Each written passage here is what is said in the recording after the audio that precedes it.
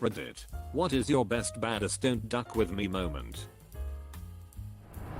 This wasn't me. Because I'm not nearly badass enough to do anything like this. My friend's dad is a truck driver.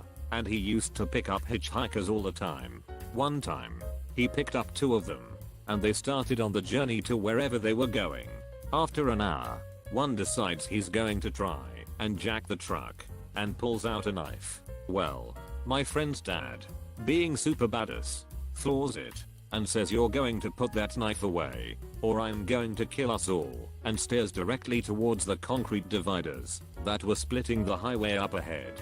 The would-be truck jackers put away the knife and sit quietly for the rest of the ride, and he still drops them off at their destination. A little over 2 years ago I had a total thyroidectomy to treat thyroid cancer.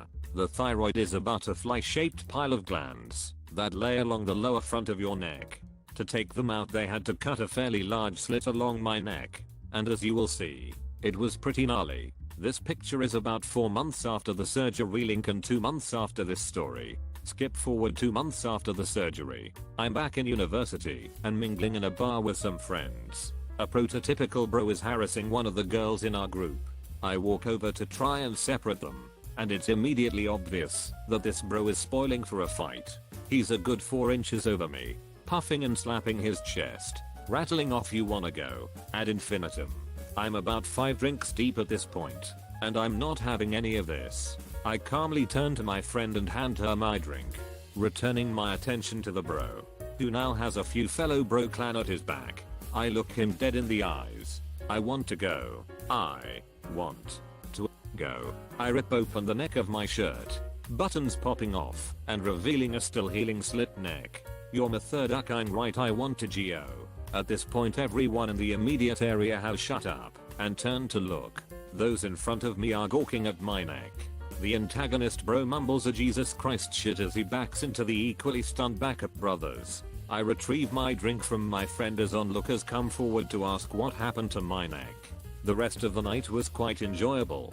I don't remember all of it, but I do know I didn't pay for any of the booze I drank after that. I also had 4 new numbers saved in my phone by the next morning, none of them having names I recognized. Too long didn't read Cancer Beats Brothers. I was living with a middle-aged woman. Since I'm middle-aged as well, this was a fairly decent arrangement. Her daughter was living with us as well. 17 years old and heck on wheels. From what I understand, one of her former boyfriends became upset with her because she had a new boyfriend. He was going to come to my home and beat the shit out of her under my roof. He said that if I got in his way, he was going to beat my ass as well. A friend of hers caught wind of what was happening and called her mother. She called me. The boy showed up with an audience. I greeted them just by poking my head out of the door and telling them to get the duck off of my property. Asshole gets out of the vehicle. I opened the door and he can see that I'm packing a .45 in a shoulder rig. I also have an 870 by the door. I hear a forlorn "hi, bruh rabbit" from his friend that came along to witness him beating my ass. I repeat my demand that the man remove himself from my property and he complied. It could have been the gun. Then again it could have been the shovel leaning against my truck and the fact that no one would come looking for him if he disappeared that far from town. Someone threatened to sneak into my house and kill me in my sleep. In one swift motion, I picked up a beer bottle and slammed it down, shattering half of it, pointed it at him, and said, "I guess I'll just have to kill you now." Then, I was pretty drunk and have no idea where that came from.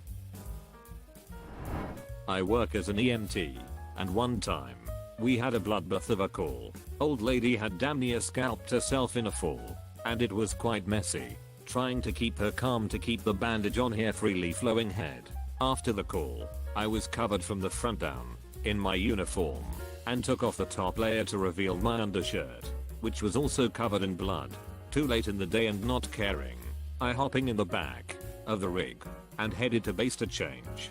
My apartment was a mile from the base, so I headed there instead.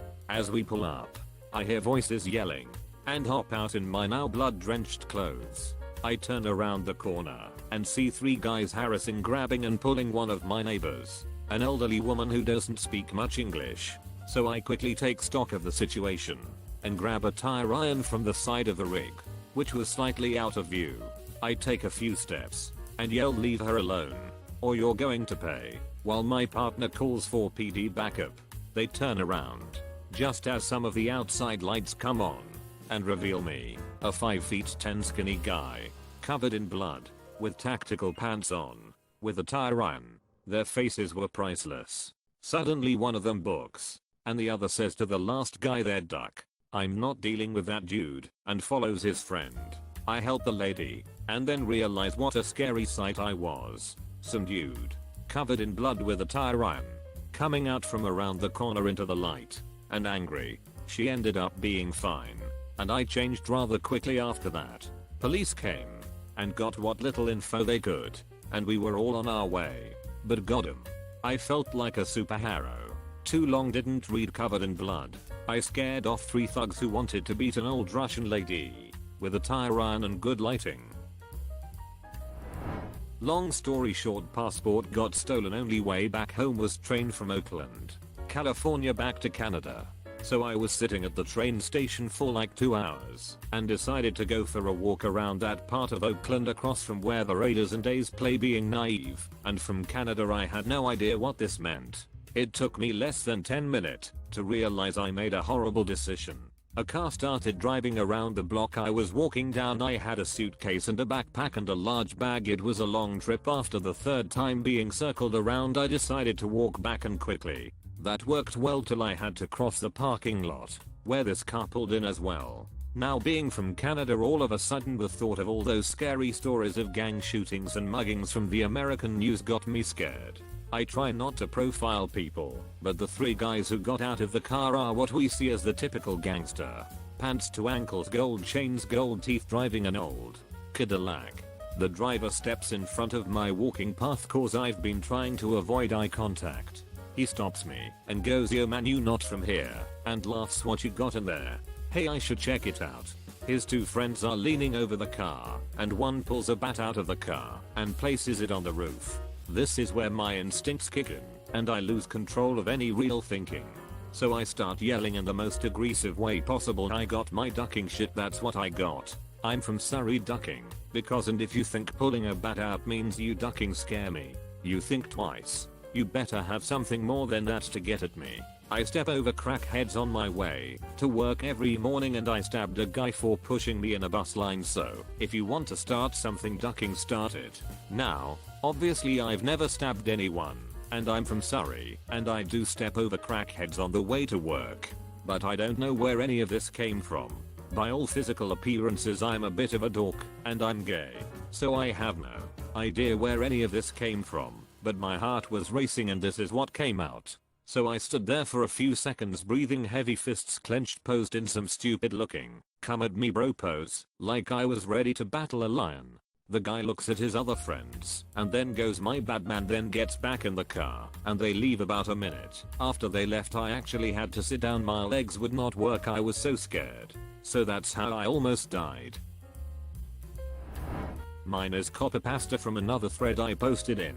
And it was more of a "don't duck with me because my brother is batshit crazy" moment.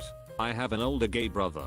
It was pretty well known he was gay in high school, but nobody ever flat out asked me about it. One day, 2 guys from the football team, both juniors, are giving me a hard time. Suddenly brother walks over and says, "Hey, leave him alone. This isn't a request." One guy replies, "Shut up, faggot. What are you going to do?" My brother's answer still sticks with me to this day. See, you should think about that. I've been a faggot as long as I can remember, which means I got into fights every day. So, I know I can fight. How about you? Can you actually fight? Or do you just try to scare people?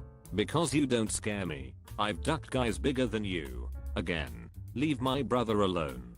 Duck UFG. You're not my type. I like men. At this point, a little crowd had gathered, and they began to laugh at my brother's last comment. The 2 guys scowled, huffed, and walked away. My brother looked at me, smiled, and said sorry if that was awkward.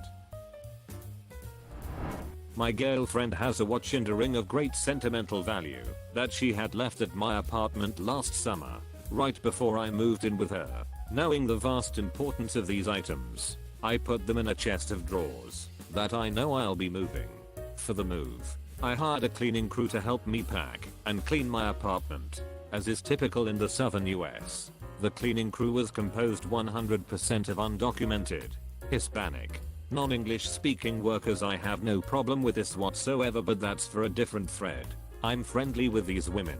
Give them anything I didn't want to keep out of the apartment, some beers, and tip them well. I get to my girlfriend's house with the U-Haul, and as we're unpacking, come to realize that her watch and ring are missing. Duck. She is not happy, and this whole living together thing is off to a very rough start. I tell her that the cleaning crew must have taken them, that I was 100% positive they were in the chest of drawers, but she thinks I'm bullshitting to mask my carelessness. I call the company the next day to politely ask to speak with one of the women. I speak Spanish. We don't do that. You can't let me talk to the woman. Can you take a message? No. Well, I can take a message, but she's not in here very often. The receptionist sounds about 18, and hardly the university bound type. I decide that there is a 0% chance of her being able to outsmart me, so I call back about 2 hours later. Hi. This is arbitrary name. I'm an attorney for the INS following up on a complaint about the hiring of undocumented workers. As this is a government sanctioned investigation, you can be held personally liable for a fine of up to $250,000 and 30 days imprisonment if you interfere or withhold information. This is not even remotely based in fact. Girl shits brick. Me. Continuing, so the first thing I'll need are the names, home addresses, and social security numbers for the 3 women cleaning my actual name's house yesterday. Since this is the origin of the complaint, if I'm going to get outed, this would be the time. The girl couldn't get me the information fast enough. I write it all down. I call the woman in charge and give her an easy way to opt out. I know I gave you a bag of stuff yesterday. I think I mistakenly left these things in there. Don't remember seeing them. Could you check and maybe call the other women? This is really important. I can pay you. Look, this woman scrapes by. I get it. She cleans a nice apartment for a working single guy. Jewelry or cash is a bonus. I just want this back so my GF doesn't shank me in my sleep. I don't think we have it. I have to G. Listen, I didn't want it to come to this, but my friend is an INS agent, and he's right down the street from her actual address. He said he could stop by and make sure your visa for SS, her fake SS, was in order. If it's not, you could be deported this week. Dead silence. Oh my god. Okay, I'll call the other women and get it back. No question about how I got the info. I drive to go pick her stuff up, and all ends well. Too long didn't read. Girlfriend's jewelry stolen from my apartment by cleaning crew. Impersonated a federal agent to get it back. 2 guys at a bar, one sitting next to me and the other across, started ducking with me for no apparent reason. They were clearly shit-faced. The fact that I ordered the shitty bar pizza is a testament to the fact that I was nearing that point too. At the point the waitress comes by and drops my pizza off, the guy across from me is basically challenging me to walk outside. At that moment, the sad excuse of a douche next to me makes a grab at my pizza. Through some amazing drunken luck, I see this out of the corner of my eye, launch my arm out, and backslap the shit out of this guy's arm. They must have thought I knew martial arts, because they didn't say a word after this and got up to leave. Too long didn't read. Don't duck with my pizza. I used to get in fights a lot, but I think the best one was at a bar with my buddy watching a baseball game. My buddy loves the Red Sox and doesn't drink, and I think baseball is stupid but loved drinking. So we reached a kind of compromise. Anyway, while my friend Scott is chatting up this girl next to him about the Sox, or whatever, these 2 guys next to us in Yankees jerseys are becoming more and more belligerent, yelling, throwing shit at the TV, and just generally being assholes. Now, I know enough about baseball to know Boston and New York hate each other. Heck, I'm originally from Philadelphia. We hate everyone, but I didn't think these 2 were gonna be much trouble aside from being loud. Then, for whatever reason, One of the big New Yorker guys decides to dump a full beer on this Red Sox chick my friend was talking to. At this point my entirely sober friend said something along the lines of, "Hey, dude, what the duck?" The guy turned to my buddy, real drunkenly for a moment, and then leaned way back and made that hawking eulogy sound. And right as he leaned into a spit I swung at him, forgetting I still had a full beer mug in my hand. According to my friend and his laddie friend, the spit totally came all the way out of his mouth, hit the mug, and then went back into his face when the mug hit him. It was wicked awesome. Now, mind you, I'm completely hammered, but as far as the New York brothers were concerned I came out of ducking nowhere like an inebriated Batman, because at the time I was sitting at a table behind the whole group. Wingmaning is a subtle art, so as this dude hits the floor bloody and sputtering, his other New York bro looks at me mouth agape, takes 2 steps back, and then I got jumped by the bouncers and was dragged out of the bar yelling "Duck New York" the entire way because I was too drunk to think of a good badass line. Not quite as badass as most of these stories, but I've got a good one. Just to provide a bit of context, I'm a super skinny, wimpy, white male, and I'm a really nice guy who you'd never expect to lash out at someone. Back in high school, there was this kid who liked to mooch off everybody else's lunch just because he never packed his own. You know, the whole "I'm really poor, so you should definitely give me all your food, I need it more than you" routine. He wasn't really. He just liked to take our food because he could. Every now and again I'd give him half a sandwich or something. Boast like I said I enjoy being a nice person. But one day I just snapped. He grabbed my whole lunch bag from right in front of me without even asking for anything. And before I even started to eat my own food, in an instant, I dove across the lunch table, grabbed him by his shirt, pulled him completely over to my side, and growled, "Give me my ducking lunch back, asshole," in his face. I got it back. It was delicious. I'd call this a badass moment of mine because I never, ever act out like that. I'm usually pretty submissive and soft about things. But goddammit, I was excited for my little Debbie's and ham sandwich, and I wasn't gonna let some prick take them from me. All my friends were totally shocked, too. They had no idea I was even capable of sticking up for myself like that. Guess that's one way to keep people from messing with you. Among many of my security jobs, I have worked loss prevention for 2 major retailers. For those wondering, loss prevention is essentially catching shoplifters. Eventually you just kinda know who to watch and who not to. One day my partner, a female, and I started watching this guy, early 20s, overly muscled and spray tanned, with a Giddo Jersey Shore haircut and a muscle shirt. He is, of course, looking at other muscle shirts in the store. We see him select 5 shirts and go into the fitting room. Long story short, we know that he steals 8 of these shirts eventually, and me and my co-workers are with him acting as an arguing acting couple the whole time. He eventually goes to leave the store, which is when we can stop him. So we get in front of him at the doors, identify ourselves, and ask him to come with us. Now I normally slouch a lot, but I'm 6'4", so the kid gets in my face saying he didn't do anything, and if I don't move he's gonna kick my ass. So all I did was stare at him and say, "Make a decision about what you're going to do, and we will go from there." Totally calm, with a straight face. He kinda blinked and got a weird look in his eye and asked me, "What?" So I repeated myself. I said, "Make a decision about what you're going to do. We will go from there." He kinda sat there for a few seconds and leaned back a bit and started harassing my female co-worker instead. At that point I snapped my fingers and told him to pay attention to me. After that we placed him in handcuffs and lead him to the office for processing. Since then I have used that line multiple times at other LP security jobs and even at bars.